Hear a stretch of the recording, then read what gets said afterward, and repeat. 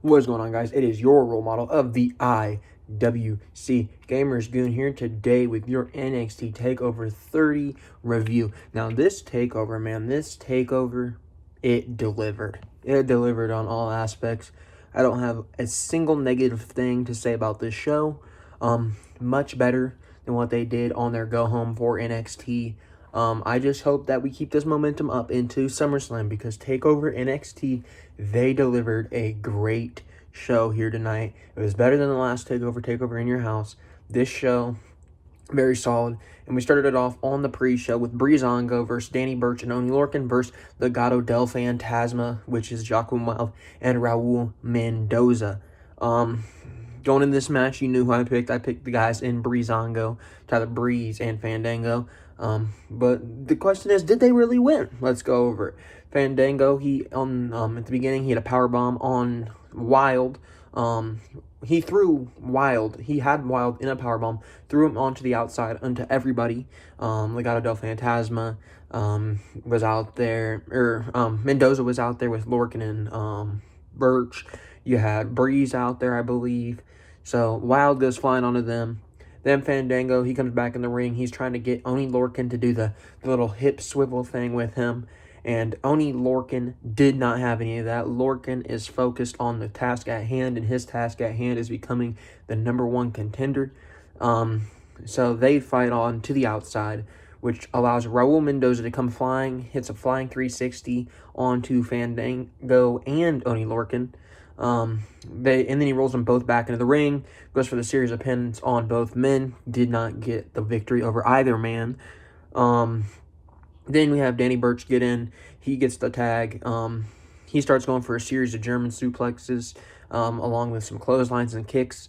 Then we have Lorcan get in there, and him and Burch go for the combo to pick up the win over, I believe it was Wild at the time. Mendoza ended up breaking that up. Then we had Fandango get back in. He ended up hitting a leg drop onto Tyler Breeze. They set him up in the ring. They set him up between the ropes and Tyler Breeze's knees. Fandango went and did a leg drop, a beautiful spot there. Looked really solid onto the knees of Breeze. So nice leg drop. That pin was then broken up. Then we had Raul Mendoza hit a Spanish fly out of nowhere to Tyler Breeze. Then Wild comes in out of nowhere, hits a 450, and that ends up being a 2 count. You have both teams end up breaking up this count here. Then we have Joaquin Wild. He was holding Breeze, and he's kind of holding Breeze, and Lorcan comes in for the uppercut. He doesn't see it in time, gets uppercut. Breeze then super kicks Oni Lorcan, and he pins Oni Lorcan for the victory. You got their winners right. I told you that they were the only legitimate chance to win here. They're the only logical option. Why are they the only option? Because they're really the only babyface team here.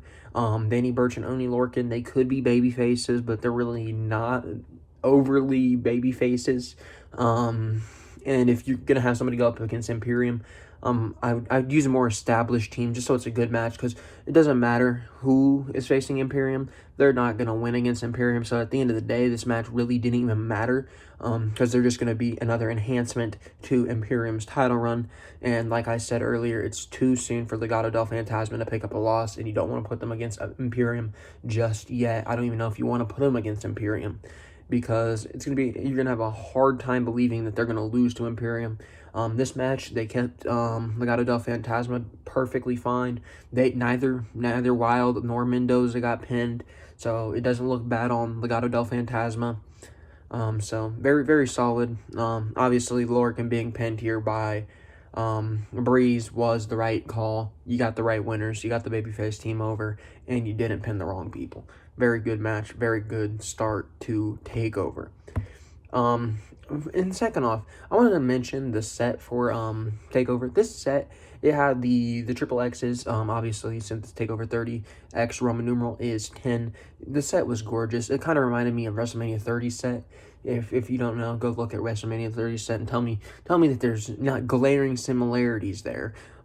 Really, really nice set. But we get into the main show. We have a very, very, very technical wrestling match.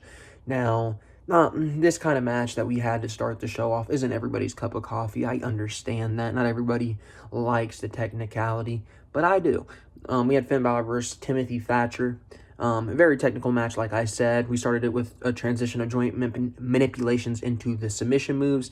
Then they ended up getting a little bit heavier hitting. We had Thatcher here. I'm telling you right now, if you've seen Timothy Thatcher and you know his style, and then you think, well, what is the best match Timothy Thatcher can have with his style? This is the match you come up with, because it was brilliant. It was brilliant for the technicality end. We had Balor. He ended up eventually hitting a 1916, which Thatcher ended up kicking out of. Then he hit the drop kick, setting up for the coup de grace. Balor did not end up hitting the coup de grace. He ended up tweaking his knee on the landing. Thatcher attacks like he sees blood in the water and he's a shark. He sees the blood. Thatcher sees the leg, targets the leg, goes into a half Boston Crab. Balor ends up fighting out. Thatcher then hit a kick to the side of the head into a German. Thatcher then tries to capitalize, but Balor then converts that into a submission move. Thatcher then transitions that into an ankle lock. Balor then rolled through the ankle lock into a jumping stomp. Balor goes back for another try of the coup de grace, and this time he connects, but he did not get the pin because he was too busy worried about his leg from the landing. But once Thatcher gets back up, he hits the 1916 and picks up the win. Very solid match, very good opening to Takeover. I'm going to say it to a lot of these matches on the show. They were good matches, they were great matches even. But it needs the crowd, because the crowd turns these good matches into great matches, and these great matches to maybe match of the year candidates. They were good. This show all up and down was good. I just wanted to hear that live fan reaction, because I feel like this match would have been so much better with the fan reaction. It reminded me of a Pete Dunne and Tyler Bate type of match from Chicago. It was just very technical. I feel like the fans would be able to get behind it and be able to appreciate the nature of the match. Obviously, there's a lot of different styles of wrestling. You can be flips, you can be hard hitting, or you can be technical. And I know not everybody's cup of coffee is the technical route, but I think you watch this match and you can agree that whether or not you're a fan of technical wrestling or not, it was a very solid match. So I really did like it. And also, I did not expect Timothy Thatcher to lose. I know he did cost Balor his North American Championship chance on this show, but I expected Timothy Thatcher to go over. I expected Timothy Thatcher to get the big victory to really catapult him further. I just expected that to happen. Speaking about the North American Championship, next we have the North American Championship ladder match with Cameron Grimes, Damian Priest, Johnny Gargano, the Velveteen Dream, and Bronson Reed.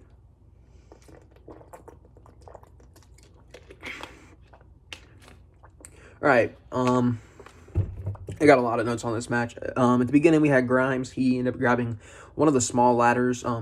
It wasn't the small ladder. It was a Hornswoggle ladder. You know the little ladder that Hornswoggle used? That's the kind of ladder Cameron Grimes ended up pulling from under the ring at the beginning.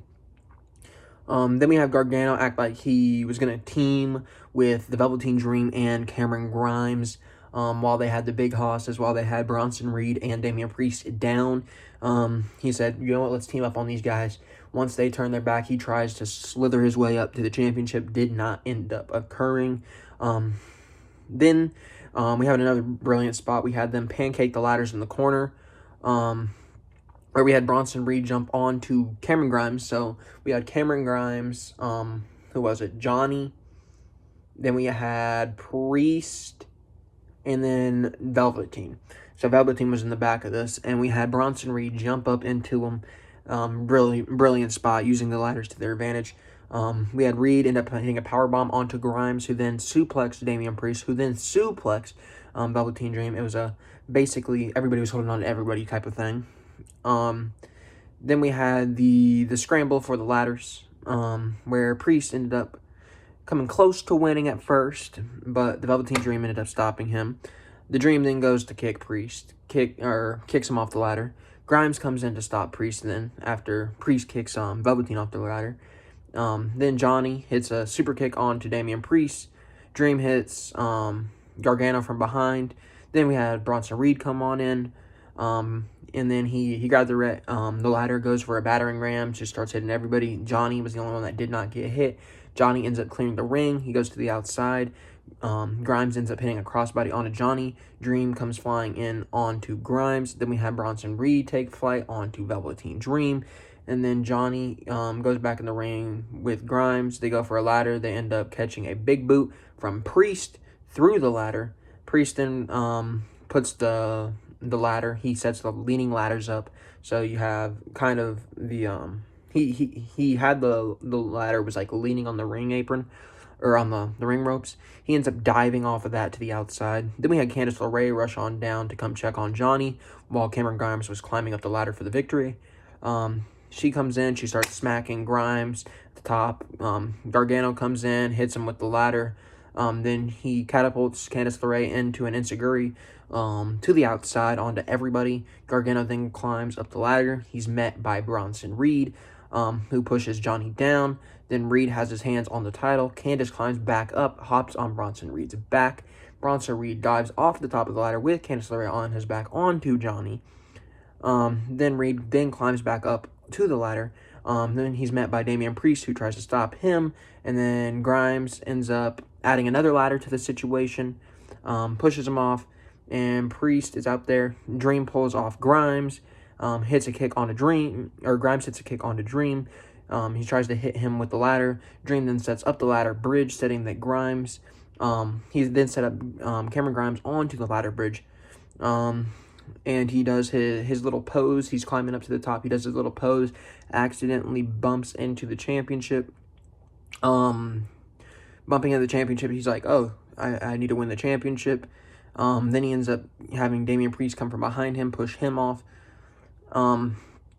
Then Reed goes then Priest and Reed then go at the top. Priest falls on down. We have Cameron Grimes hit a cave-in on Damian Priest. Grimes climbs the ladder. Gargano then climbs the ladder with him, trying to stop Grimes. Hits a sunset flip powerbomb onto the ladder bridge. So Grimes took a brutal beating there. Looked bad. Then we had Priest go for the chokeslam on Johnny Gargano, which did not happen because the Velveteen Dream hit a super kick onto Damian Priest. Then Johnny Gargano hit a super kick onto the Velveteen Dream. Then the Velveteen Dream ended up no-selling it, and then he drives Gargano into Priest with the Dream Valley Driver. Then we have Velveteen Dream climb to the top of the ladder. He's met by Bronson Reed, who pushes him off. Velveteen Dream goes flying into the front row. There's conveniently a table placed, so it looked bad. He got sent all the way to the outside. Got sent all the way to the outside. Reed then climbs up, and he's met by Cameron Grimes, who is kicking the ladder from underneath of Bronson Reed. Cameron Grimes, he climbs up the ladder. He has the title in his hands. Then Johnny Gargano gets up there, does not allow him to grab the title, knocks Cameron Grimes off. He has a hold of the title, and Damian Priest climbs up with him, and they're both playing tug of war for the championship. And Priest pushes Johnny off as the title is ripped off, and he is your new North American champion. Now, this was a really good match. This was a very good match. Don't get me wrong. It was even a great match. This match was great. Everything that happened in this match was very good. It was a spectacle, to say the least. I had the belief that everybody in this match could win this match. But that also lies their problem. The Velveteen Dream does not need to be feeling like he needs to win this match for obvious reasons right now. That's the one negative thing I can say about this match. It just didn't feel right in this match. It would have been much better to have Balor in this match. That's all I'm saying. Very good match, though. Very good match. Next, we had Adam Cole versus Pat McAfee. I told you that Pat McAfee was a celebrity playing the role of wrestler. We'll get into it. Hold on, let me take a drink.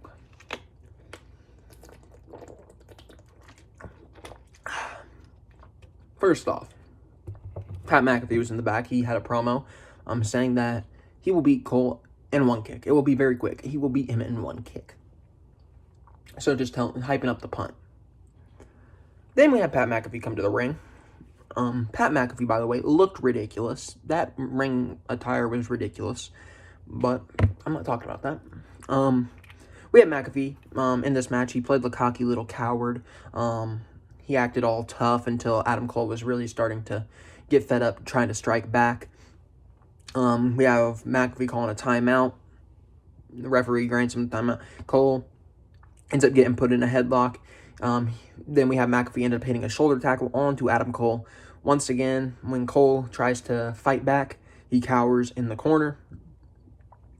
McAfee then rolls out of the ring saying that I'm the better human being, and that is undisputed. He's sitting there with his teammates. I don't even know who all of them were, but he's doing the that's undisputed. And then Undisputed comes on down. They argue with all the NFL players. Adam Cole is in the mix. Pat McAfee somehow gets back in the ring. He hits a moonsault off the top rope, which was actually really good. I did not expect Pat McAfee to be hitting a moonsault of all people. We'll talk about it after, but Pat McAfee, wow. He hit a moonsault onto all the people on the outside. McAfee then rolls Adam Cole back into the ring. He stomps him in the corner multiple times. Cole then Cole starts to get some momentum back. He rips he tears like half of Pat's shirt off, starts beating him, punching him, kicking him. And then it was Cole in the corner with Pat McAfee getting his revenge with the corner stomping. Cole then hit the slam into the drop of he had a power slam into like a neck cradle. It was or onto the knee. It was a really solid move from Adam Cole. And somehow, some way, McAfee kicked out of that. Then we have Cole hitting the double knees to the back of Pat. Then we have Pat go onto the top rope with Adam Cole. Cole then pushes him off. Pat, as he's falling back, ends up hitting a backflip, landing on his feet. Then where do we go? Then he runs back. He hits a superplex onto Adam Cole. Kick out at 2 by Adam Cole. Then we have Pat McAfee go for the kick onto he goes for the punt kick onto Adam Cole. He misses. He ends up hitting the steel steps. Cole then slides him in the ring. He starts kicking Pat's. He ends up kicking Pat's shin. He hits him with the figure 4. Pat looks like he wants to tap. Does not tap. Pat ends up grabbing the bottom ropes. He started selling the leg injury. Cole ran into the corner with the stomps. Pat hit the ref was like pulling Cole off, and he like went off for a second. The ref ended up turning around before Cole ever got back to McAfee. Hits him with the low blow. McAfee does. So McAfee gets a little cheap shot in there, and that allows Pat McAfee to be able to get the chance for the punt. Pat McAfee does end up hitting the punt, but only for a 2 count. McAfee goes to the ropes to fully take off the shirt this time. He goes for a double axe handle off the top, and that ends up being a super kick into Adam Cole. Cole then goes high risk with the Panama City Sunrise, and he ends up beating Pat McAfee. Pat McAfee, I told you. I don't like these celebrities playing the role of wrestlers. I don't like it. But Pat McAfee, he impressed the hell out of me. There's no other way to put it. Pat McAfee, he was impressive. Very, very impressive. Did I think that Pat McAfee was going to be out there doing a moonsault? No. Did I picture Pat McAfee landing a backflip, going back, hitting a superplex onto Adam Cole, then end up hitting a punt later on in the match and almost beating Adam Cole? No. Should this match have ever even happened? Did Pat McAfee even belong in this match? That's up for debate. Probably not. But at the end of the day, you got to give Pat McAfee his props. He impressed us. Did he have any business putting on a great match here tonight? No. But whether he had the business or not, he ended up putting on a great match with Adam Cole. I mean, you can sit there and complain about how this match wasn't needed. It was taking a spot away from somebody that's up and coming in NXT. It's taking a spot away from whomever. But at the end of the day, he delivered. He did his job. He delivered. I even said that I had less faith going into this match than I did with the Dominic and Seth match. I even said that I was probably going to crap on this match. I'm not going to crap on it. There was nothing to be upset about this match. It was perfect. It was perfect. This was probably the best celebrity match we've seen. I'm not going to sit there and act like it wasn't good for what it was, because it was even better than what I thought it was ever going to be. He blew me out of the water. I didn't even think this was going to be a good match, and Pat McAfee delivered. So props to Pat McAfee, props to Adam Cole. You guys delivered on something I don't even think you guys really meant to deliver on, if I'm being honest with you. It was just a good match, and I don't even know if it was really intended to be ever a good match, whether it was even intended to be a storyline or what, because I think they just stumbled into a success here.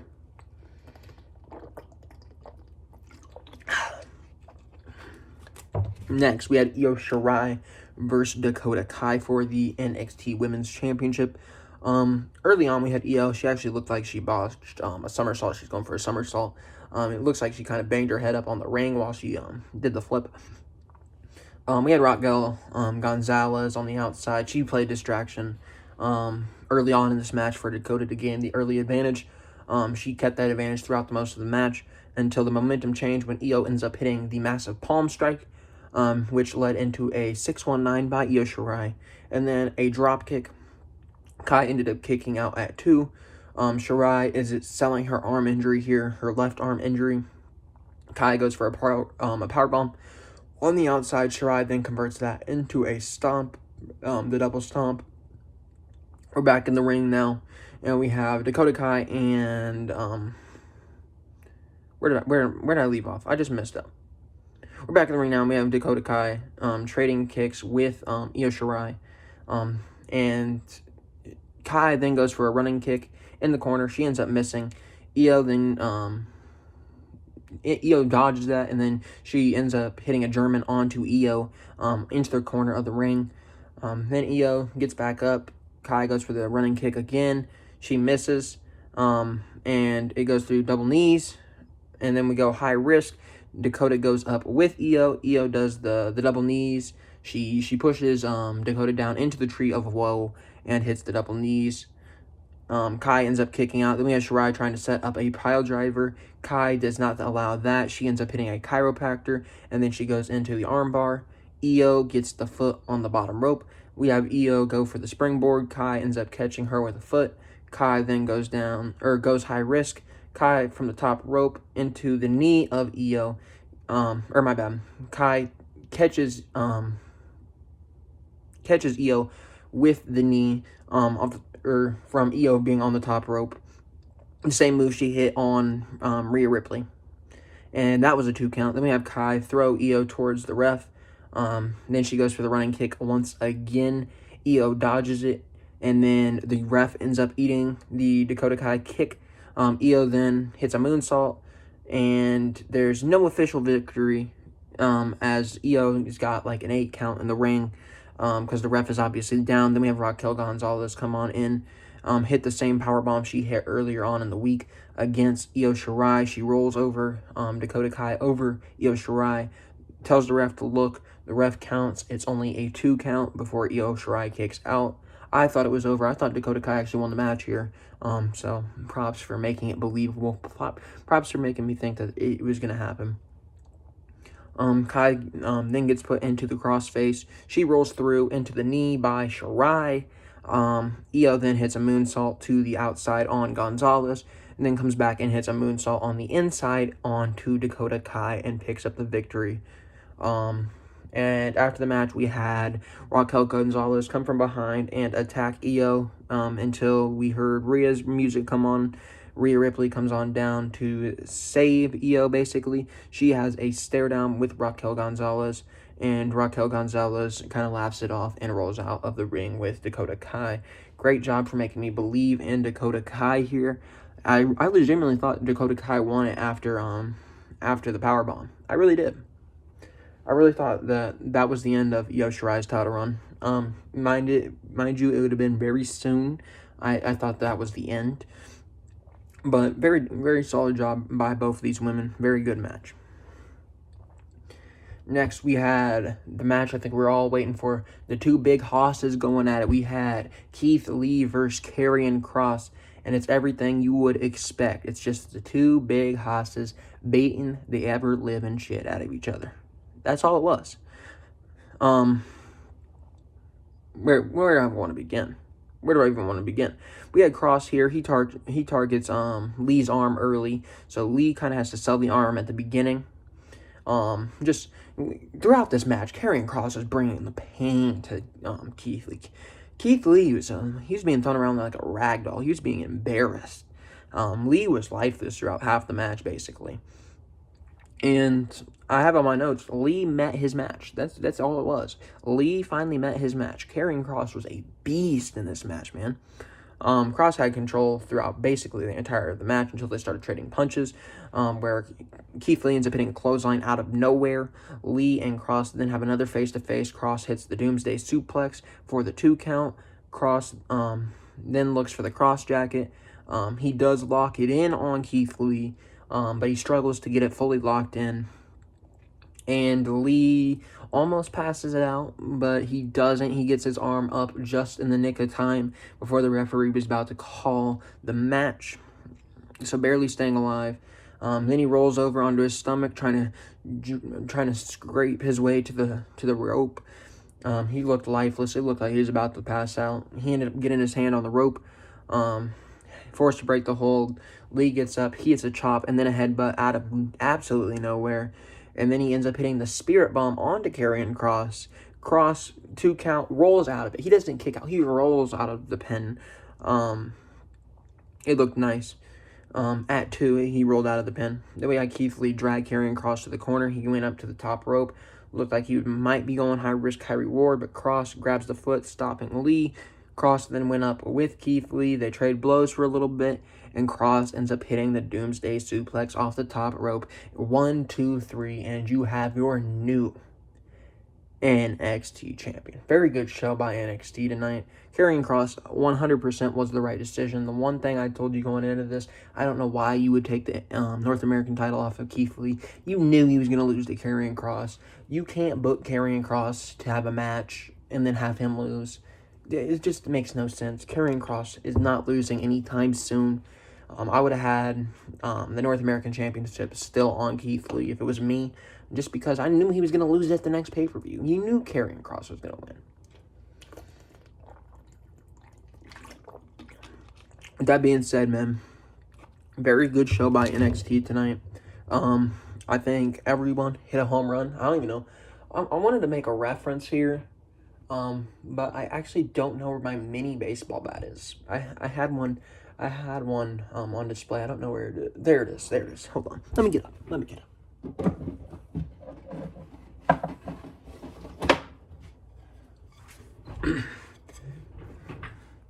Home run.